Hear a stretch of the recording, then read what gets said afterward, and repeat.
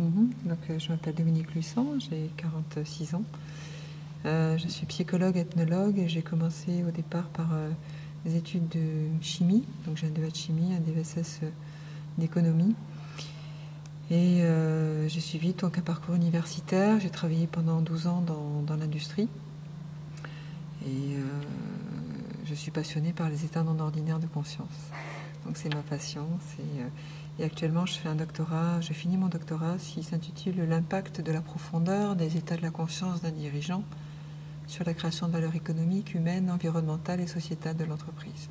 En 2 mots, penser différemment, créer de la valeur globale. Psychédélique ? Donc, drogue psychédélique, alors, j'avais écrit un article dans Biocontact il n'y a pas longtemps, où à la fin, je faisais une précision qui me semblait très importante pour moi de faire. Pour moi, les chamans, les vrais chamans, parce qu'aujourd'hui, je pense qu'il y a beaucoup de chamans qui se disent chamans, mais qui ne sont pas des chamans. Les vrais chamans, qu'ils soient occidentaux, orientaux, d'où qu'ils viennent, pour moi, c'est des personnes qui ont stabilisé différents états de conscience et qui les ont intégrés dans leur vie quotidienne. Alors, si je prends toujours la grille de lecture Monroe, parce qu'elle est intéressante, parce qu'il y a des numéros dessus, donc c'est peut-être plus facile pour se repérer, c'est quelqu'un qui va être stable entre du focus 1 et du focus 27, par exemple, à tous les étages. Et donc, cette personne-là, quand elle va voir quelqu'un dans son rituel, en Amérique du Sud ou autre, elle va savoir quelle dose de plante lui donner exactement. Parce qu'elle va avoir accès à la structure de la conscience de la personne.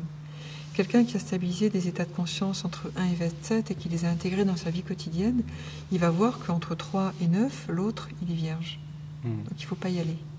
Ou alors si on y va, on fait un pic, mais il faut accompagner la personne pour l'aider à revenir. D'accord ? Il va avoir cette perception-là. Il ne va pas y mettre des mots ou des numéros comme je les mets maintenant, bien sûr. Il va le savoir. Ouais, il va avoir la compréhension. Il va chanter au moment où il faut chanter pour que pendant que l'autre est en train de partir, le ramener. D'accord ? Mais c'est pas donné. Je crois qu'aujourd'hui, il reste très peu de gens capables de faire ça. Par exemple, une relation au temps. Léonard de Vinci, par exemple. Quand Léonard de Vinci nous a légué tout ce qu'il nous a légué comme héritage, à savoir des dessins qui sont d'actualité aujourd'hui, pour moi, c'est quelqu'un qui est rentré dans un état non ordinaire de conscience et qui a pu, à un moment donné, avoir une perception du temps, spatio-temps, à un moment donné, une ouverture spatio-temporelle qui lui a donné de l'information, par exemple. Donc ça, c'est le temps. Donc, si je me suis entretenu avec Jeff Weeks, c'est un mathématicien américain, je ne sais pas si vous le connaissez, indépendant de Princeton. Et lui, par rapport à différents... lui, il travaille sur la géométrie intuitive. Il me disait qu'il avait réussi à visualiser la 4e dimension. Oui.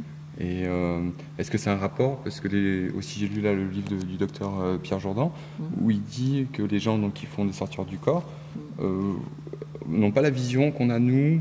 Ils ont comme s'ils avaient une vision d'une autre dimension, la vision de notre monde. Souvent.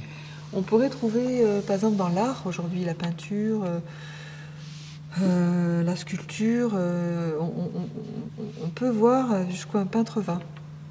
Par exemple, quand on lit un dictionnaire des symboles, on peut regarder, par exemple, la rose ou l'olivier ou les cristaux, en fonction des différentes descriptions données sur les symboles, on peut voir jusqu'où la personne qui écrit le dictionnaire des symboles est allée en état non ordinaire de conscience.